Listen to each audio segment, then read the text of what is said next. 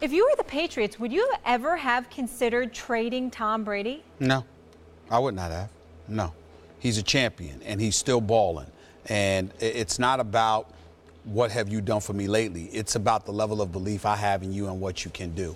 I think one of the things that's gotten lost in this whole Jimmy Garoppolo shuffle is that, you know, people like Max are looking at the birth certificate and it's 40 years of age and the cliff is coming and all of this other stuff. And listen, it's a reasonable conclusion to draw per se, but I'm also going to take the time to look at you and what you're doing in that moment. And I'm going to say to myself, if you're a champion who has produced for me, the question is, do I have enough faith in myself to go out and find another Jimmy Garoppolo in a second round? Whereas I can appreciate you and keep you on board for your level of production and what I think you can do for the foreseeable future. Or do I have to push the panic button and say, you know what? He's getting too old. He's gonna fall off a cliff. I need to cut my losses right now, and I need to go with Jimmy Garoppolo. I'm saying that I would have chosen the former, not the latter, like Mr. Kraft, and I would not have traded Tom Brady. I would have laughed and hung up on John Lynch, too. I'd have considered trading him, sure, because in the NFL, no one, I don't care who you are, is above that. You know who the original Tom Brady was? The original Tom Brady, because Tom Brady and Peyton Manning's careers very much ran parallel tracks in terms of the chronology of obviously Brady's outlasted him. But throughout most of that time, by the numbers, it's Peyton. In the regular season, it's Peyton. Yeah.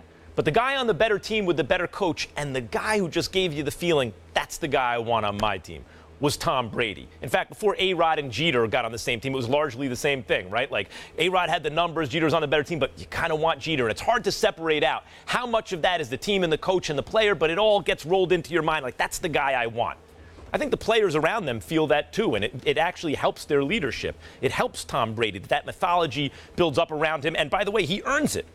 But Brady was usually outplayed by Peyton the way Joe Montana wouldn't put up the same kind of numbers as Dan Marino. Remember that? Mm-hmm. If you really just isolated quarterback play, you'd say Marino is the guy, but Montana was the original Tom Brady, and he was the multiple-time champion and multiple-time Super Bowl champion. And he had the great coach in Walsh, who revolutionized the game and wasn't quite at the level Belichick is compared to his contemporaries, but was the Belichick of his era in the sense that he was the best coach in the game, who was the most successful. And you know what they did in San Francisco, Stephen A., when they had Steve Young on the bench?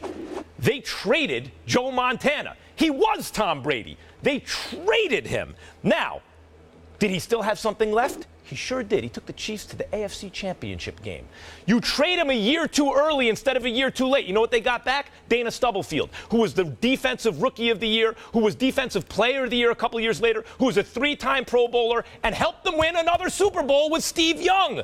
You trade them a year too early. That means you will be second-guessed for a short while. But ultimately, instead of the guy retiring with nothing to show for it, you can get an all-pro player and hand the reins to another potentially great quarterback. And I guess what I'm saying to you is this. You have to remember that Steve Young had some time in the USFL, if I remember correctly. He is a guy that had proven that he could play on this level. And as a result of that, he was just waiting his turn. The only reason he wasn't a starting quarterback somewhere else is because he was in San Francisco backing up the great Joe Montana.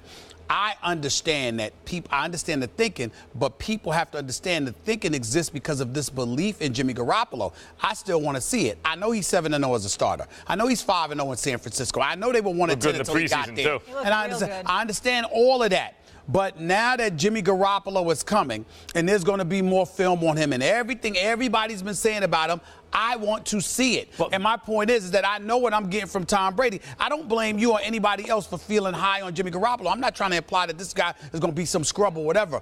But I'm saying that there was more evidence about Steve Young as the backup to Joe Montana than there is about Garoppolo as the backup to Tom Brady.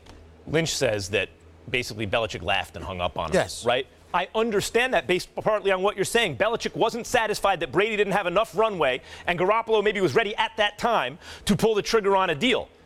But would he have considered it, say, this year or next, depending on how Brady plays? Remember, you can't wait until the guy's no good anymore. Then you get nothing for him. If you believe on what's on your bench, and Belichick did in Garoppolo eventually, you got to get rid of him when he's still good. If anyone knows that, it's Bill Belichick. He's the guy that gets rid of players too early. I mean, we can name all the potential Hall of Famers.